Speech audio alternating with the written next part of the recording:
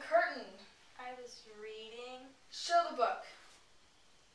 You have no business to take our books. You are dependent, Mama says, and have no money. Your father left you none. You ought to beg, not live here with gentlemen's children like us, and eat the same meals we do, and wear clothes at our Mama's expense. Now I'll teach you to rummage through my bookshelves, for they are mine. All the house belongs to me, or will do in a few years. Go stand by the door, out of the way of the mirror and the windows. Wicked and cruel boy! You're like a murderer. You're like a slave driver. You're like the Roman emperors. Jane was excluded and isolated at Gateshead Hall because John, her cousin, was very cruel and mean to her. Helen, are you awake? Can it be you, Jane? Oh, they must be mistaken. You cannot die if you're so calm here. Why have you come here, Jane? I came to see you, Helen. I heard you were very ill, and I could not sleep till I had spoken to you.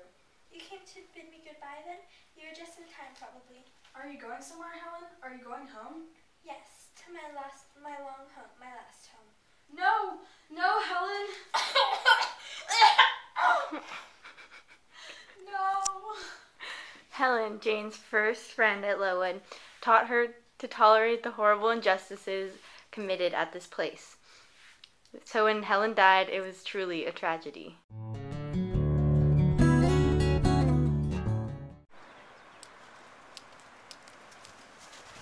Are you injured, sir?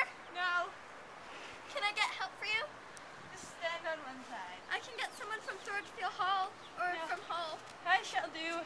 Is it that house down there? Yes, sir. Whose house is it? Mr. Rochester's. Do you know Mr. Rochester? No, I've never seen him. He is not a resident then. No. You are a servant of the hall, of course. You are Jane Eyre. the governess. Yes. Little does Jane know this is Mr. Rochester, and when they first meet, Jane feels like it is a fairy tale, which sets the mood for the rest of their relationship. Tell me my future. Miss Ingram, it seems Mr. Rochester is faking his fortune. No, that cannot be true. He is not as wealthy as he seems. Miss Ingram was devastated when she found out Mr. Rochester didn't have as much money as she thought, which made her not want to marry him anymore. Jane Eyre, it seems you are reluctant to let go of your freedom at this house. Tell me, are you jealous of Miss Ingram? Why would I be? She's beautiful. I see. It's me, Mr. Rochester. Oh my! Mr. Rochester disguises himself as the gypsy to find the true intentions of Jane and Miss Ingram, but he only trusts Jane enough to reveal himself to her.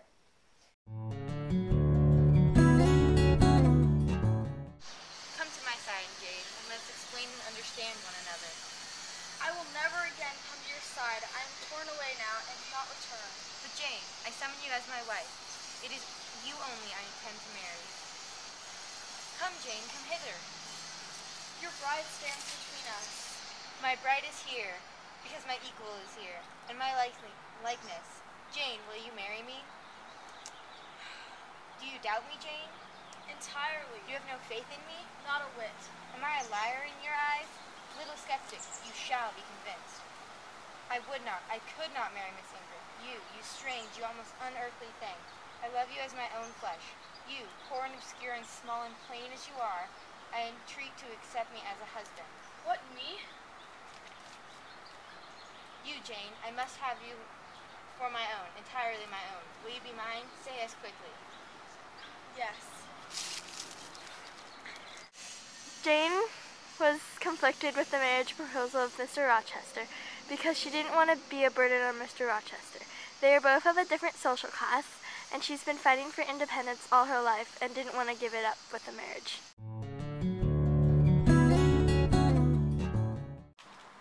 I do. I object! Mr. Rochester is a married man. His wife is living in Thornfield Hall. I can show you right now. Bertha Mason, my sister.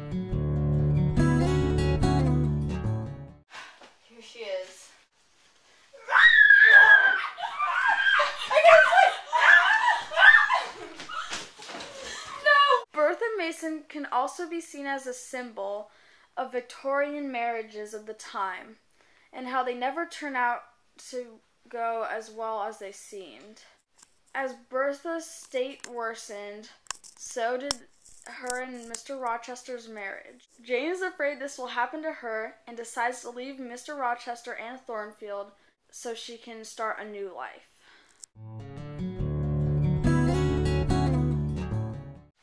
Jane, will you marry me and come on the expedition with me to India? No, we do not love each other. I will go with you as a sister and a friend, but not as your wife. St. John, Jane's very religious cousin, puts her under a spell, which is eventually broken when she realizes that she does not love him, but she truly loves Mr. Rochester. Mr. Rochester, I realize that it's you that I truly love. Jane, is that you? Yes, what has happened? At Thornfield Hall there was a fire. Bertha Mason started it and perished within. That means we can be married now. Yes. Have our happily ever after. Jane believed that she could marry Mr. Rochester now that they were equals because she had her own inherited fortune and because Mr. Rochester depended on her because of his blind sight and his broken arm. Adding to the social class is gender roles. There's an inequality to women. Yes, they can go to school and get an education, but socially the views are still strict. In this novel, Jane has noticed these assumptions. Another part of this social class is that masters don't become friends with their servants. Even though servants are people too, masters see them as lesser people. One important symbol is marriage. Once Rochester proposes to Jane, although she is beyond happy that she has found love, she begins to feel very apprehensive about the wedding. Marriage begins to represent her loss of freedom she has always longed for. She is fearful of marriage and how it could possibly end up affixing her to an inferior position, and she is also afraid that it might enforce her submission to Rochester, as she feels like she is surrendering to him as a wealthy male.